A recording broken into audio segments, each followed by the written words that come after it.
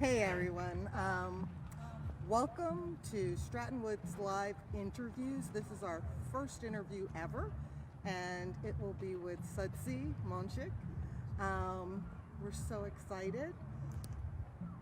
First, I'd like to thank our production team, Hannah, Vince, James, and Ariel Garcia. They all comprise GC Web Productions and have gone through great efforts to make this happen in a very short period of time. I'd also like very much to thank Fairfax County Parks Authority for creating these amazing courts for all of our players to enjoy outdoor racquetball.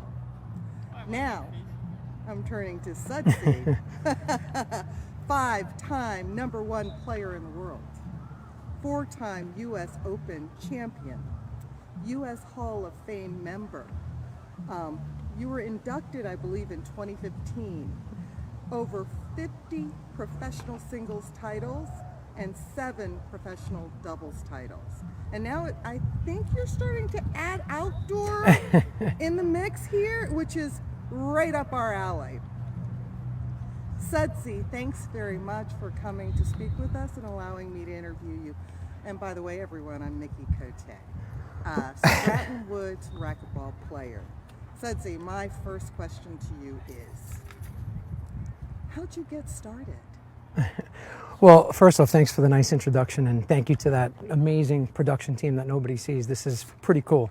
And thank you all for having me. I know there was a bunch of people that played a big role in this, and I'm really excited. I'm honored to be the first interview, and this is pretty awesome, you know, just checking out these courts. So thank you again, Mickey, and thank you for the hospitality. It's been great. So I got started playing racquetball when I was about 6 years old. And my best friend, Jason Menino, also a fellow former #1 player in the world and recent Hall of Famer. Is he also from New York? Yes, yep, New York. And he was playing probably when he was about 2 or 3. Yeah. And our fathers were business partners in racquetball clubs in the Northeast. And Jason was my best friend growing up, and we were super, super competitive. And we played every sport. We played everything. And he usually would kick my ass all over the place in racquetball. And I just didn't like that, and I wanted to get better.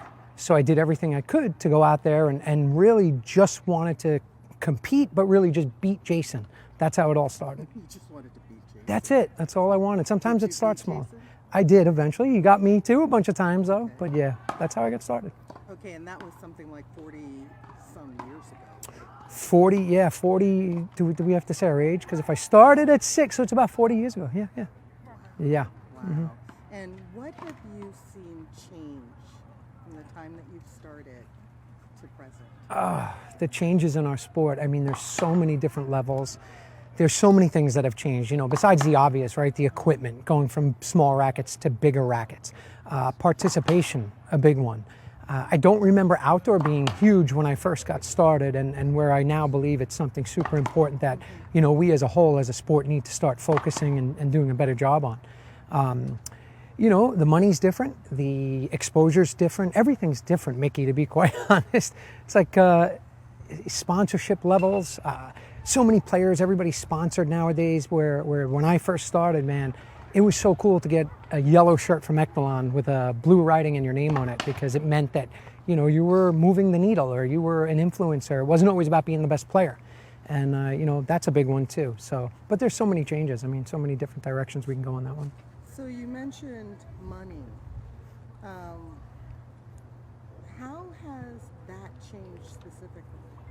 So, you know, back in the day, racquetball was super popular in the late 70s and early 80s. And, you know, even when I was getting into the Pro Tour in the early 90s, there were more endorsements. And that was because there was just more participation, you know, worldwide, especially in the US.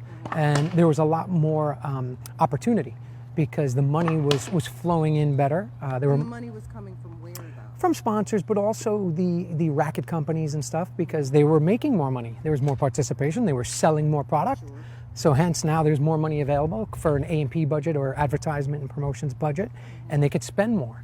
And that's, you know, it really was about participation at the time. Anything that's going to drive that, you know, demand and supply and demand. Exposure, how has that changed?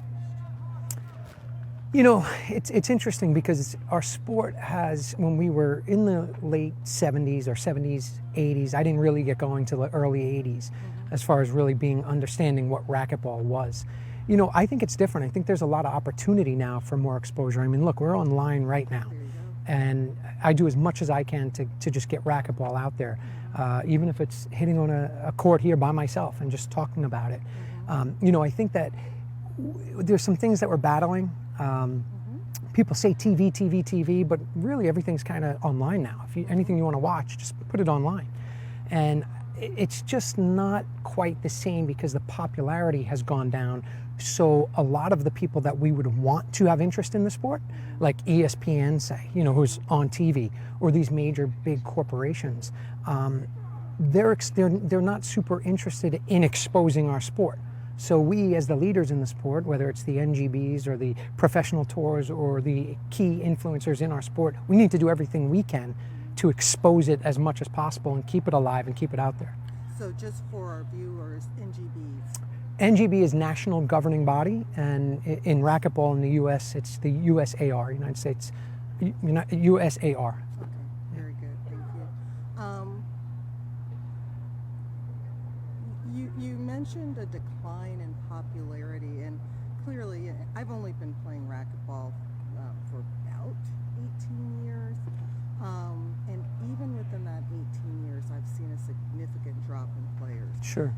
You've been playing for 40 years. Over, yeah. And have you seen as significant a drop as I think I've seen? Absolutely. I mean, you know, first off, just losing courts has been destroying us. So a lot of players look elsewhere, or they look for, you know, other activities to do. And for instance, our parents' clubs in the Northeast, we had over 20 courts in each of them. And by the time we were out of there, I think they cut them down to 2 or 3 now. Okay. And, you know, and that's happening across the country. Across the country, for sure. And there's other things that kids and parents are trying to do. You know, an obstacle we had as a sport was when we had a mom and pop gym, so to speak, anybody can go. Any age, didn't matter. Insurance wasn't a problem. Sure. Come in and play. It's an amazing sport.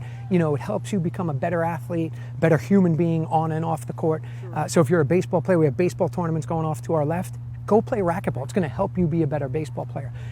A lot of corporations came in and put all these laws and insurance issues where now all of a sudden you can't have kids in the courts. So we're parents. As a parent, you know, what am I going to do if I can't bring my kids to the courts? And that's why I think outdoor is such a big opportunity too, because we're in a park. Correct. There's no reason that those 20 baseball kids right there shouldn't stop by here when they're done with the game and somehow hear the ball. Like, I'll go hit the ball as loud as I can and as hard as I can just to make them say, what's going on over there? And I did hear a couple of them say that. Yeah, right. And I want them to be introduced to it. Right. But, you know, the participation, there's so many arms to that and so many reasons to that. And it's just happened over the years. But enough excuses. We have to do something about it. Well, and there we are. What would you propose that we do? Let's break that down. What are we doing, and what can we do better? Yeah, I mean, I think that we all have to do our part, right? It's not all it's not easy. You know, I don't want to put fluff on it. It's difficult. Mm-hmm. We're in difficult times. Obviously, COVID was not good for us in indoor sport, where everybody was told don't do anything indoors, and if you do, wear a mask. And obviously, you can't, you know, play racquetball with a mask on. It's just not healthy. You can indoors, but some don't. And, you know, it was something that people were afraid to do, right? Go in an 800 square foot room, understandably, right? You know, all of us were out of it. All of us were out of it for a while because of that. And that didn't help. But it's time for us to, like, look in the mirror and say, okay, what's the vision we want to go? What's our agenda? What's our plan? Right. And, you know, leadership, it starts at the top. And we have to have those leaders that are willing to kind of break away from the norm and be more direct, more aggressive, I think. I think we need to, you know, we're in a tough time, right? We're kind of, to keep it real, it's like we're in a boat that's kind of sinking. I'm not going to make it all great and sweet, which everybody wants to hear. Like, oh, everything's great and we have this going on and this is going to happen. Hey, but like, we need to do something right now. And what are we doing? And me personally, I'm not in a leadership or a role or position to make, you know, decisions. So I'm just going to continue to do everything I can to help the sport survive, because I need the sport. So I understand and respect everything that you've said. But what are we doing right now that can be done better? So we're in a sinking ship. Okay. So we can't just plug it up. We've got to completely Sure. fix that hole, right? Yeah. And so number one, what's the hole? There's a lot. Okay. It's like a Swiss so we cheese. don't just have one hole here. We do not. No, there's a lot of things to do. And, to go over that list, it does include some of the leaders in our sport. When I say that, whether it's the NGBs or the professional tours or the international federations and stuff, we need to all come to the table together and work on it that way. It's easy to say, well, we got to get kids playing, or we need to keep courts open, or let's build a beautiful facility somewhere. But what does that do? How does that grow the sport, right? How do we introduce new people to the sport? We have to look at every single detail, every decision we're all making every day. We've been looked at too long as a charity, and people just, hey, gimme, right? Hands out. I need this, I need that. I've been guilty of it. Like, hey, I'm going to run a tournament. There is no ROI. I can't produce an ROI, but will you sponsor my event? Right. And there's something called donor fatigue. And a lot of that's going on in our sport too, because we always hear that, right? We need money. We need this. We need that. And it seems like there's a lot of excuses, and a lot of them are valid. A lot of them are. Yeah, because we don't have any money. But where's we don't have sponsors. Well, where's the accountability and responsibility? So whose job is that? Who should be doing that? Right? Like, who is that our job right now sitting in this park?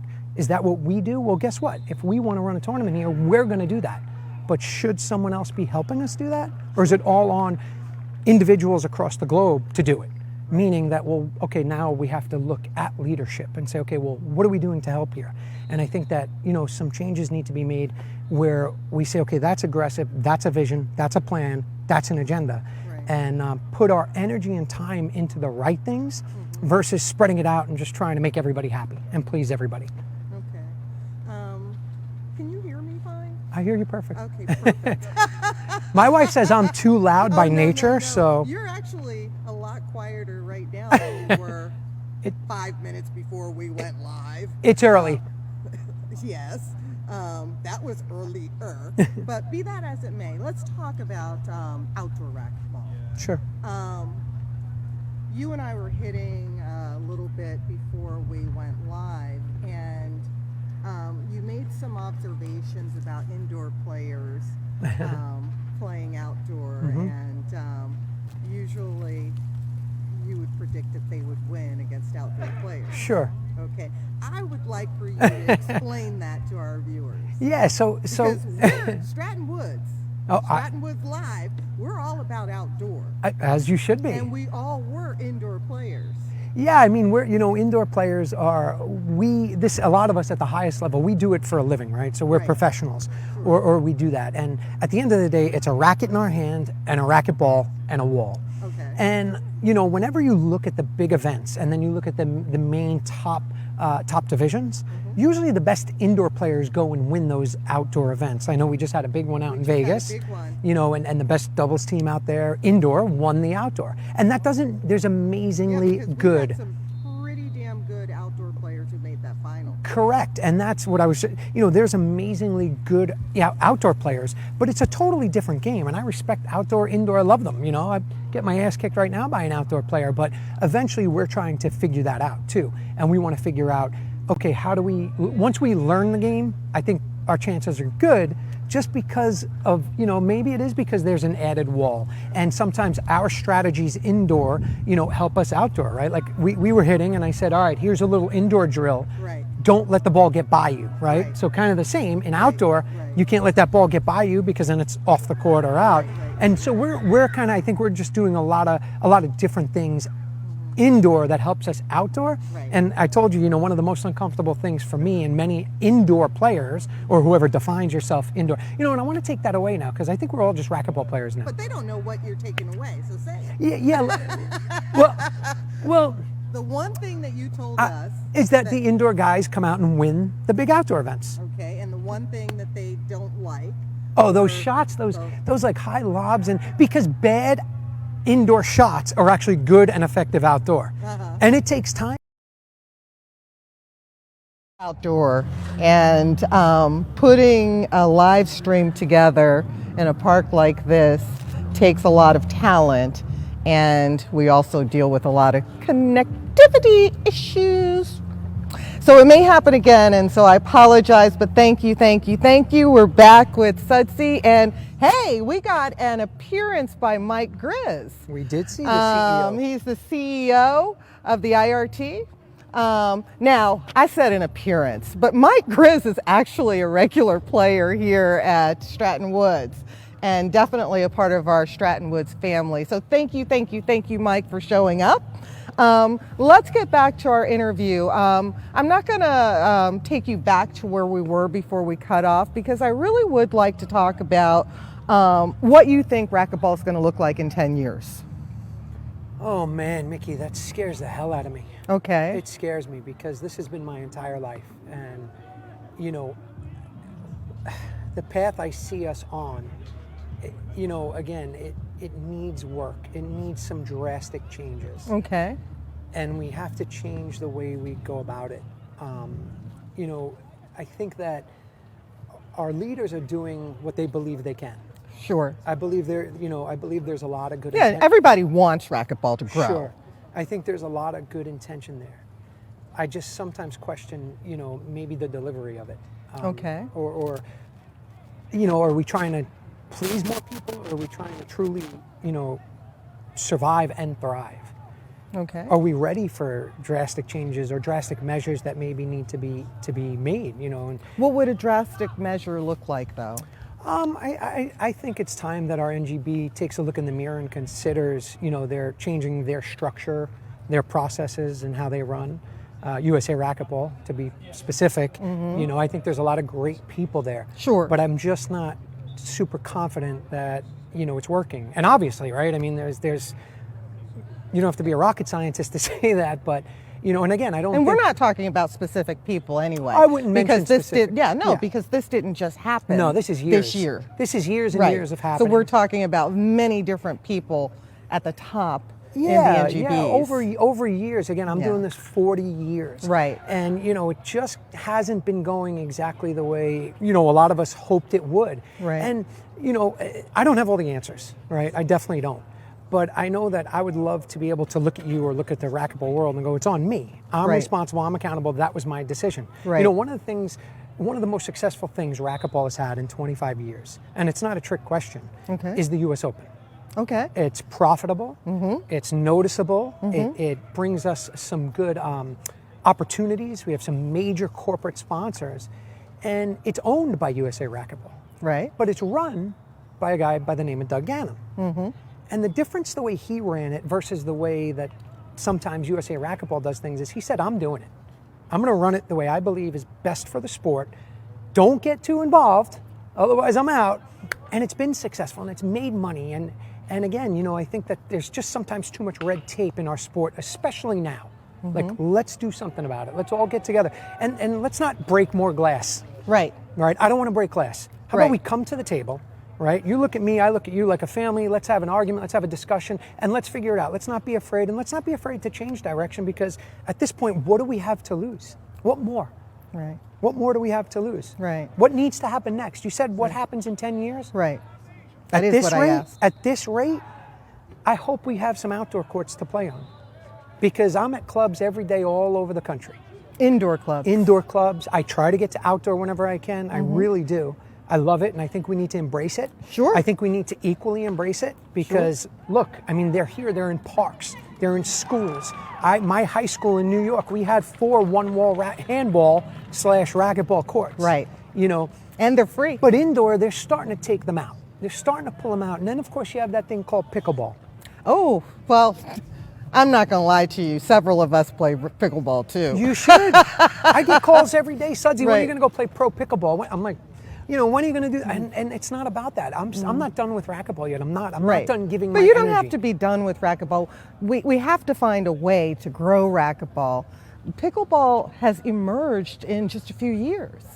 You're right. Yeah, it's timing. It matters. But how did that happen? Well, but again, we talked about this, right, off camera. And there's only so much we can do. Right. We are as in a position, volunteers or enthusiasts or whatever, or right. players. Right. Okay. So if we're not in a position to make big, hard decisions, right. what really can we do besides what we're doing here? Right. You know, some this could is a argue start. that, you know, yesterday at an LA Fitness that I went to and spoke to the GM of that club about racquetball, he's never heard of professional racquetball or an NGB, or he had no idea. And I didn't have to mention any of that. I just educated him on how do we put people, your members, into those courts. Look at this, we're in a park. Right. If we had the right people in the right spots, Right. putting the right energy into those things, Right.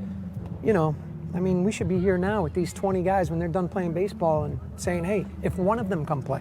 Well, so I'm going to just chime in here and say that at Stratton Woods, on a regular day, this is chilly out here, by the way. It is. On a regular day, we have at least 16 to 20 players. That's awesome. On a good day, we have as many as 40 players. On a very good day, when we're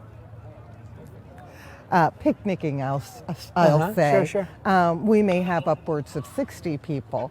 And this is almost every single day of the week we amazing. draw that kind of crowd. And the beauty of it is the children come, Right. we can bring our pets, etc. But you can't do that indoor. No. I mean, you were mentioning earlier with the rules Sure. of going into gyms, you can't bring Sure. your children even to watch you play. But how do we change that? I mean, I'd love to say that the NGBs. Well, there's one NGB and then Well, two the Pro one, Tours. right, exactly, is responsible for the vast majority of things, and I'll give you that. Sure. But don't you think that we too have to step up as well? We are, and I think that some of us Okay. are doing everything we Okay. can. But you also have a day job, right? Right, You that's know, and, true. And my dad always said, he's like, it's great to have volunteers, and volunteers are amazing. But if Right. you really want to get it done, you need to pay somebody to do it. And believe Right. me, I'm dealing with something like that right now. But are the in our club. USRA people paid? Yeah, there's salaried employees there, Okay. and again, this isn't all on them. Right. Now, This isn't- and that's the there's point great that I was people trying to there. make. You know, it's like, you know, obviously they have to share the responsibility and Sure. probably the lion's share of it. But I'm interested, like you, in fixing the problem. And how do we all fix the problem together? Yeah, I mean, you know, again, exposure, introducing people. I think we need to do more with outdoor courts. I think now, you know, like the season's changing here in the Northeast. Is there somebody that is, you know, there's WAR, right? World Outdoor Racquetball, Correct. which is owned by USA Racquetball. So who from WAR now is starting to redirect players to the outdoor courts? Is anybody, you know, showing high school athletes of any sport how this can be a multi-sport utilized court? We Right. talked about it, right? We talked We don't about really this. maybe want a kid throwing a baseball against there, but he can if we No. put a padding, you know. But point being, try to get these outdoor courts build more in better spots. You know, Randy Root down in Kansas, he's going to build a few on his own private property, but you know, we need people working with, like you talked about, the Parks Authority here, right? Right. How They about did a we- great How about job we here. contact them? So herein lies the issue. If you're doing that as a volunteer and then you have to go to your day job, which is pretty cool, by the way. It's none of my business to mention. You know, I can't expect you to give it all that energy. So now here comes another Right. issue. Let's say you are working on certain things in the office that you're getting paid to do. Is that where we should be focusing our energy? Right. On this or Right. that or this? Right. Or do we need to look at saying, well, maybe that's not where we should be. We should be Right. putting our energy into putting people in courts versus policies or other things. Right. Well, you and I also talked about the multi-use of the courts in a little bit more depth. Here we have paddleball players play on the courts. Sure. We have a very strong handball group of people who play on the courts in addition to the racquetball players. I am not certain that the courts are utilized like that elsewhere in the country.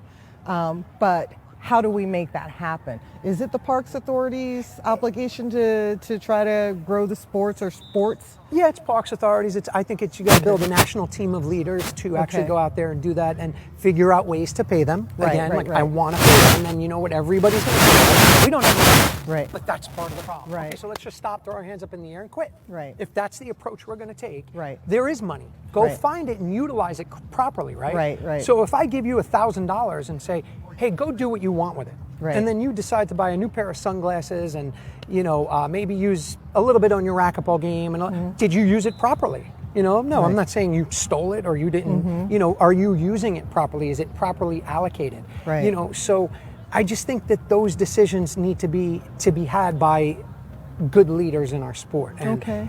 but those people, it needs to change their life if they make bad decisions. You can love something so much, but be honest, Mickey, if racquetball wasn't here tomorrow, indoor or outdoor, you would find another activity. You would. You know what I'm going to do? I'm What? handing you my resume when there's no more racquetball, and that's why I'm so passionate about it. Right. So if anybody went, well, you're in it for yourself. No, I'm not. I'm in it for the sport. Right. Because if the sport's not, then what do I have? It's taken from me, but it's also given me the best things in life. So I'll fight for it to the end, and I'll run through a brick wall for you, trying to make our sport grow. So whatever it takes. Right. I don't care if we sit here all day and every person that walks by, we say, hey, did you ever hit a racquetball? Give the kid the racket, give him a ball, and go hit the ball. Sure. I mean, it's going to take that kind of work. Sure, of It's course. going to take like getting dirty, doing the things that everybody wants to talk about. Well, then do it. Right. You know, like, what are you doing? What am I doing? Right. So And that's a good next question. What are you doing? I'm doing those types of things. I'm doing everything I can, whether it's constant daily exposure online, right? I try to be You super. have like 7,000 followers. I do, yeah. I have. Oh, you know, on my Ouch. page. And what's cool is they're super unique. Like they truly are. If you go look at the numbers, there's other associations. Well, Paola Longoria is on a different planet. She's Right. a rock star. She's the most famous, you know, one of, if not right now, the most famous Mexican athlete Right. next to Canelo, the boxing champion. Right. And she's amazing, and she does a great job. She has an amazing team. But you know, social media is so powerful, and we definitely have to keep promoting it there. But it's going to take more. Like it's going to take doing stuff people don't want to do, calling schools, calling parks departments, going there. Right. You know, arranging something like this. What if you just took 50 people in the country? Right now, there's maybe 5, maybe 1. I don't know. And said, you're going to sit in the park right here at Stratton for the day, and you're going to set up a little booth. Now, whose booth is it? So we as racquetball players and fans, it's just a racquetball booth? Right. Or is it an LPRT booth? Or is it an IRT booth? Or is it a USA racquetball? Whose job is that? Right. So if I do it, when I'm talking to somebody at a club, I kind of represent the whole sport, I feel. But I'm Right. in no position to make any decisions. Right. I'm not making, you know, I get more texts and messages and emails. You would think I'm in charge. And I have to always say, I have no power. Right. I'm just trying to help the sport. Thank you for your support. Well, What you can I have do power. for you? You're an influencer. Yeah, but influence is different, right? Because some people don't like that either. Sometimes people don't like when you have an audience and a voice. Right. That scares them because then that means change. People don't like change. Right. And we need change right now. We need something new. So let me ask you, Suds, are you even living in the U.S. right now? I am. I am. I'm in Florida. Oh, okay. It's hot and humid. Okay. Go figure, right? My wife and I, we don't love the beach. Right. We don't love the heat. Right. But we live in South Florida. Okay. Yeah, I mean, you know. Okay. So the reason why I asked is because you've done wonders with Ecuador, right, and their teams. Love it. And I'm trying to figure out, you mentioned Paola. She's the #1 athlete next to the boxer in Mexico. Correct. We've got Moscoso and Keller down in Bolivia. Yep.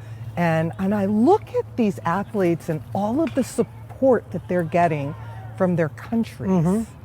And I wonder, are our athletes here in the U.S. getting that kind of support? Not even close. I've been on Team USA many times. Okay. And financially, we don't get that support. But in the United States, the culture is a little different. We're more about the pro sport, the professional side of things. Okay. Whereas in the other countries that are getting into sport, it is about the amateur or international type play. Okay. So we here in America, when we think of amateur sports, there's one thing that jumps out, right? Which is the Olympics. Okay, 99.9% of the time, if we just meet and I say, yeah, I play racquetball and I'm on Team USA, 99.9% of the time, the next question is, oh, you're in the Olympics.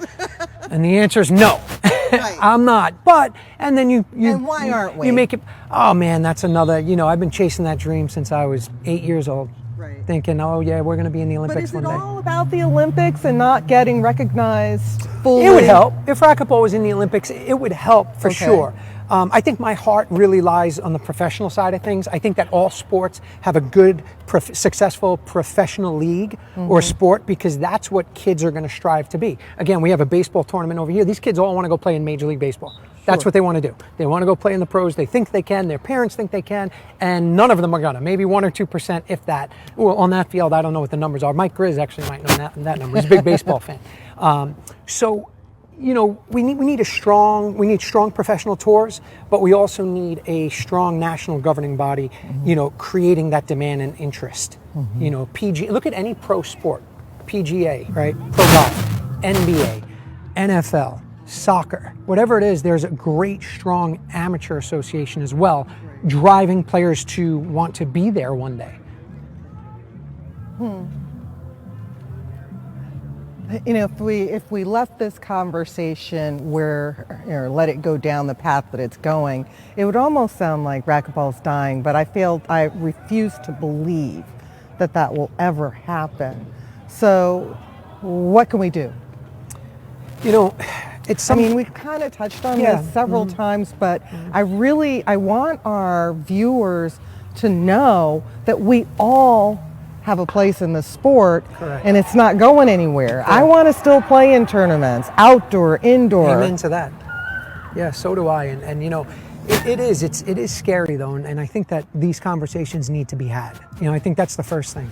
No more smoke and mirrors. Can't paint everything with a beautiful brush, Mickey. It's just not the way it is right now. The fact that it's bad right now, and we got to fix it. It's bad, yeah, and we need to do something, and we need to hear from everybody, and you know, we need everybody involved. If there's a couple of thousand tournament players in the country right now, if that, a couple of thousand, as important as we all are, we got to cater to the masses. We have to get outside of that. We have to think of players and reintroduce them to the sport. You know, our demographic is you know, age-wise is like 40 plus. That's where the money is. That's where the interest was. Then there's kind of like a little gap. And then you have the early 20s, you know, you said like the Conrados of the world or the Carlos Kellers. You know, but one of the issues we have is, where's our USA representation? You know, Erica Mania just had a great tournament at the US Open. When racquetball was really, really striving and it was doing great and kicking ass, quite frankly, we had a really strong US presence. And we just don't have that anymore. So how are we developing players here? What are we doing to develop players here? We have little pockets of places that are doing it. You know, one of the things I might do is I would go to the 3 top places in the country, which I know, and how they develop their junior programs, and I would pay them and say, okay, I'll use John Ellis as an example, or Dave Ellis up in Stockton, California. They have a great junior program. And they do it on a volunteer basis, and they've been doing it for years, and they do a great job, but you give them something. You actually pay them. So where does that money come from? Maybe it comes from somewhere where we don't need it to be going right now. So it's there. Right. Does that make sense? Sure. So I may allocate some of that. I'm going to now fund something like this and have someone like the Ellises now teach 10 or 20 people around the country to mimic that, and then also pay or bonus them somehow. Now, again, I already know where this is going. We don't have the money. Yes, we do. It just doesn't mean it's being used properly. And not that you think it's not being used properly. Sometimes we have to be creative and start thinking outside the box instead of here with the blinders on. And, you know, yes, you need juniors playing. Colleges.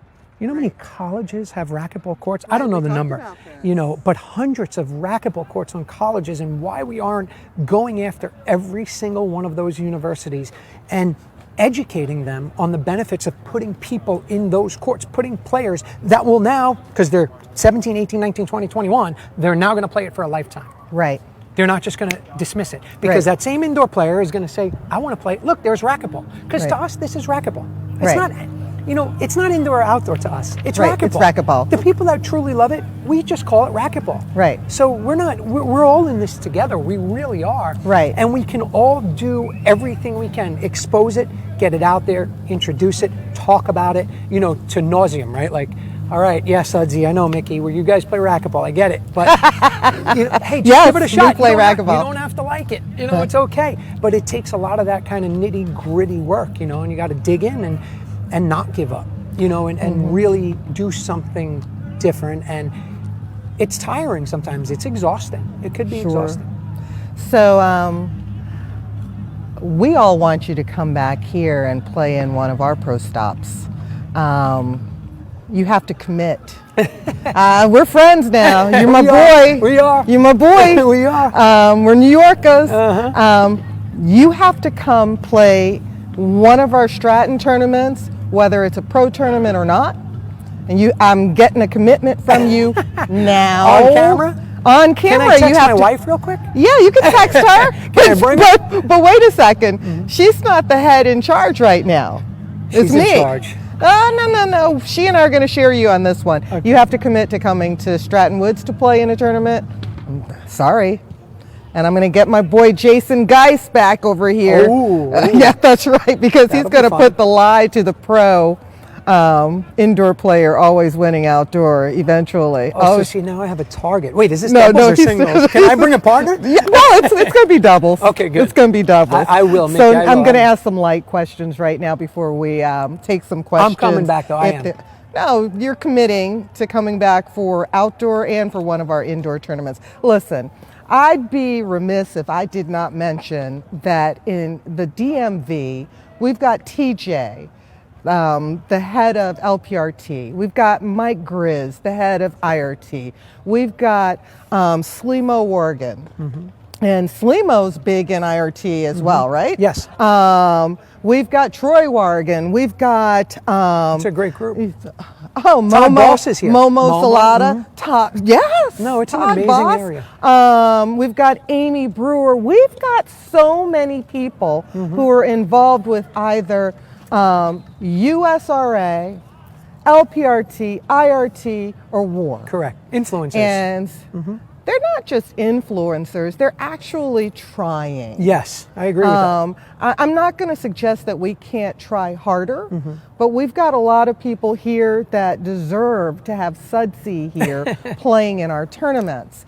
So I want commitment to one indoor, one outdoor. Thank you. I'll tell you what, I promise in December for Karen Grizz's LPRT event, yes, we will be here. My wife will be playing I that. neglected to mention Karen Grizz as well. I might be babysitting again. Okay. So, but we will be here for that for sure. And yeah, I'd love to get here when the weather's nice. Thank you. And this isn't, there's no time limit on this other than it has to be within the next 2 years. That's it. Okay, that's it. You said something interesting though, Mickey. What did I say? You said, like, we work hard, right? And sometimes even when training, I see a lot of athletes work really hard. But does that mean they're training properly and doing it right? There's a difference. I understand and respect what you just said, but that's the start, right? Correct. You got to get out there. Right. Yeah, I speak to some pro athletes now in our sport, some great players, and I tell them, I'm like, yeah, it's great to see you're training and you're physically in shape, but you get no extra credit for that. You're a pro athlete. You're supposed to show up in shape. That's like a doctor showing up in surgery saying, look, I have my scalpel. You want me to pat you? No, You're you supposed didn't. to be in great shape. So, hey, speaking of shape and mental sharpness during a match, what can an amateur player do to stay sharp in a tournament when, let's say, they've signed up for 2 or 3 divisions and they're advancing, and the closer they come to the finish line, the more energy they've depleted themselves up. And if they're anything like me, once my body starts to go, my mind really starts to go. What can we do? So first off, I'd say train properly. Train properly for the event so that when the event comes, your mind and body are prepared to endure that. Usually it's a Friday, Saturday, Sunday. So you got to definitely train properly for that. Once you're there at the event, stay off your legs. Too many times we're up, we're watching, we're moving around. Stay off your legs. Stay off your legs, because you need that energy when you're in the match, right? Right. If I'm standing like this all day, I'm engaged. I'm using energy legs, right? So now I'm not. Right. I'm going to need this when I'm playing in a match, all right? Obviously, get good recovery, good time. Get out of the club. Sometimes hearing the ball too much, I almost caught that. Sometimes hearing, the ball too much, that energy is sucking you and draining, and you don't even realize it till it's too late.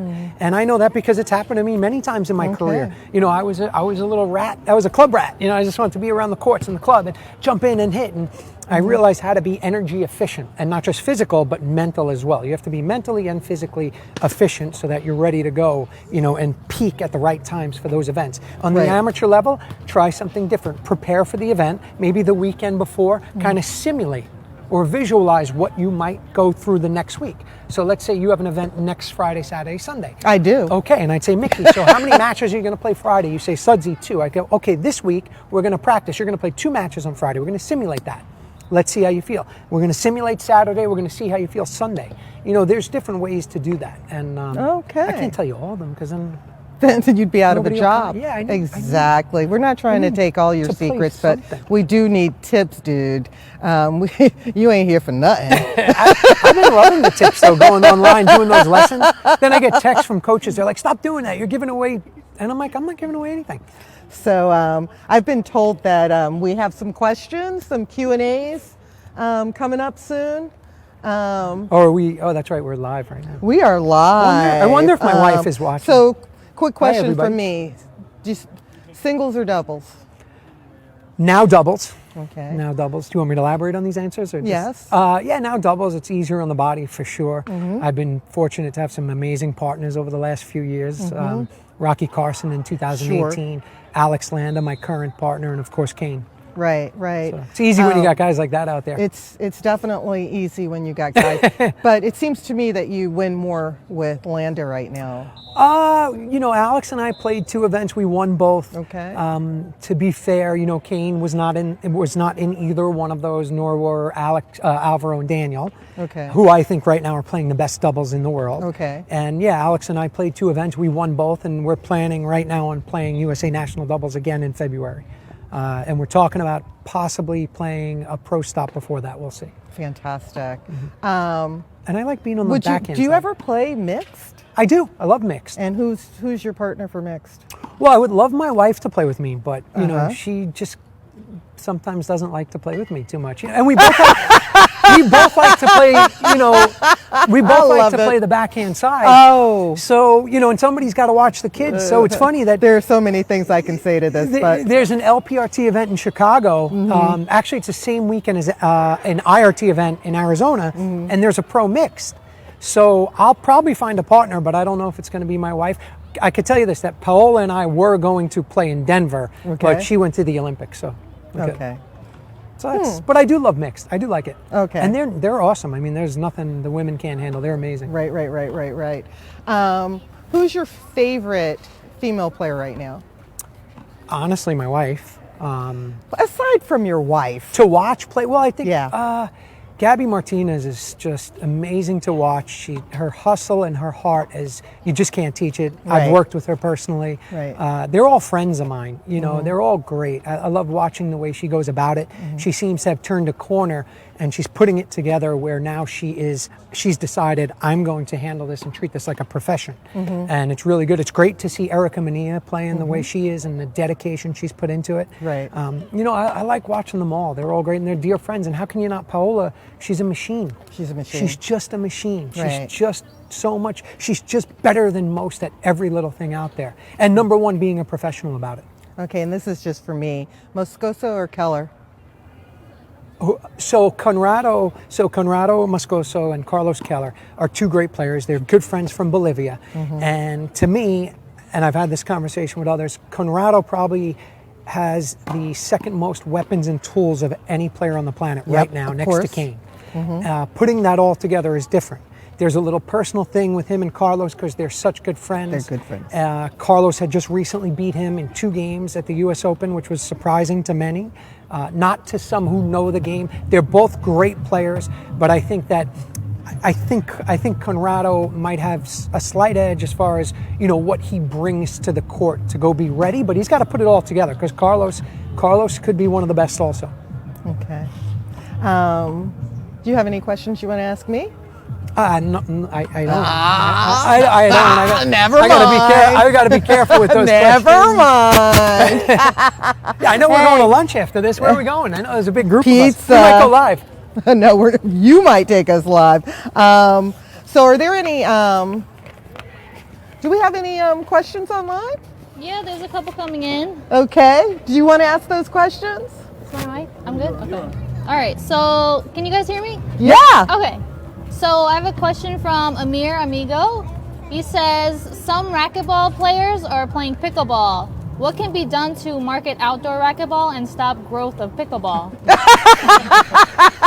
you want to repeat that question? We kind of touched on that a little bit, but pickleball. So did you hear her question? I did. So Amir Amigo asked, how do we stop growth of pickleball and get more players to go outdoor? Amir, I know you love outdoor, and so do we. We do, but that's not the answer. Right. Again, we have to come together. Let's embrace pickleball. Let's get on that train and go, hey, let's play some pickleball and let's try some outdoor racquetball. And let me tell you right now, one of the advantages, see you later, Mike Grizz, one of the advantages that pickleball has is something we in outdoor racquetball have, that vibe and that energy. Correct. You know, it is that outside fun, music, barbecue, food going on, right? Right. It's kind of like that welcoming feel. So Amir, we don't want to stop the growth of pickleball. You know, why not say to pickleball players, why don't you try our sport? And hey, we'll come try your sport too. Right. You know, again, we got a ball, we got a paddle or a racket. I'm in. Right. Hopefully you're in. So Well, here at Amir, here at Stratton Woods, there is a strong group of us that play outdoor racquetball first, and then we go over to the tennis courts where they have pickleball lines. Sure. And we will wind down our day playing pickleball. a little less movement, right? It's a cool off. Yeah, but we're already exhausted from hours of outdoor racquetball, so we do both. I say we don't destroy pickleball, we embrace it, and then destroy it. No, just kidding. No, I think we embrace it. I think, you know, it would be cool. How about like a cross promotion? How about we take a few of our top athletes, a few of their top athletes, and let's go play both. Well, these see how we fare. days, our top athletes are pickleball's top athletes. Yeah, Dan would not shock me. You know, Daniel De La Rosa, you know, who right now is playing the best racquetball in the world, is really doing great stuff out in the pickleball court. And I think that's Exactly. great because it gives us some exposure. So Correct. embrace it. You know, maybe I left it in the car. Is that your jacket over there? That is. I'm gonna get it.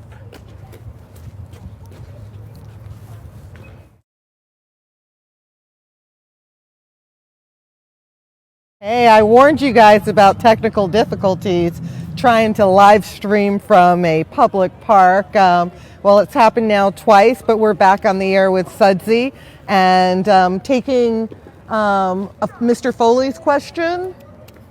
Eric Foley. What do you got, Eric? So I don't know how serious it is, but do you cramp? And if so, what do you take to prevent it? Vitamins, supplements, etc. Things. Do I cramp, Eric? Of course I cramp. We all cramp. Are you kidding me? You cramp, yeah, but you got to prevent. The way to not cramp is to take preventative measures well before. So tons of fluids before. You know, something I learned really early at the U.S. Olympic Training Center. Which was? They said when you're thirsty, it's too late. You're already You're dehydrated. already dehydrated. So, you know, just tons and tons of fluids and waters and, you know, see what works for you. Not too much sugar stuff. Bananas.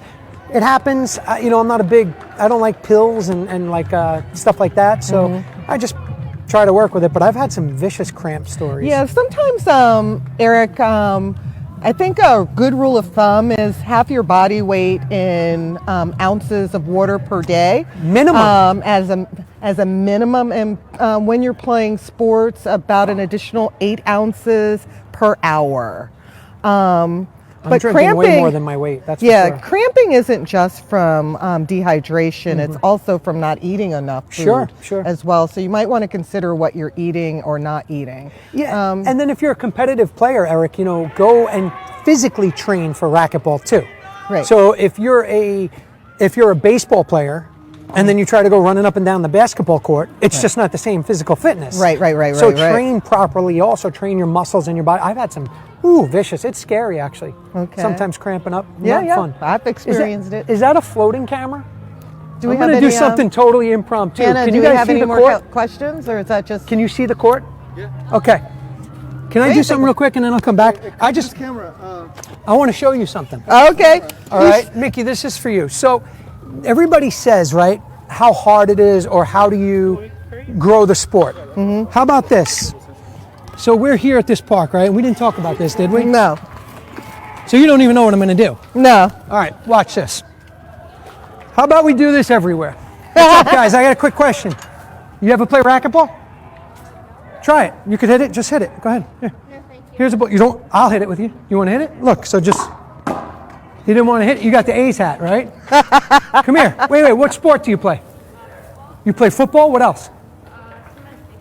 Baseball. Okay. So baseball swing is very similar to a racquetball swing. All I want you to do is just move up there. Get hit it. Hey, look at that. Okay. So now you hit it. Now what I want you to do is try to hit it with one hand. All right. So same baseball swing, but let go of your hand. There's a lot of professional baseball players that play racquetball, but they could hit it. All right, so now get ready like your baseball, but take your hand off. You do it, and drop it and hit it now. There you go, you just hit a racquetball. It's fun. Now try to hit it again to yourself.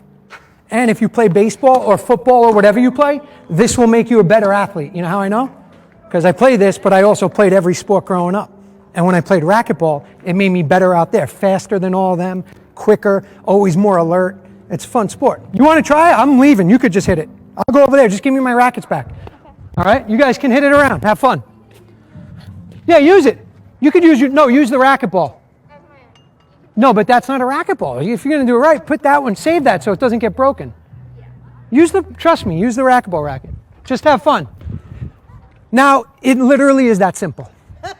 It's that simple. So there's 2 kids that said, I never played racquetball. Now they're playing. Now, maybe they don't play ever again, right? Right. Maybe they don't. Right. But maybe they go and tell their mom and dad, I want a racket. hey, racquetball's cool. Now what? It's that easy. But we're going to make excuses every single day. This can't be done. That can't be done. We need money. I don't want the excuses. Accountability, responsibility. We just did more than most will do in months. Any more questions? And that's not smoke and mirrors. That's the type of That's stuff that needs real. to be Someone's done. asking one more, and then we can cut it.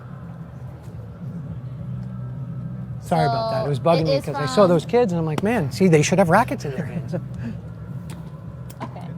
The question is from Todd Boss. Sudsy, outdoor preference. One wall.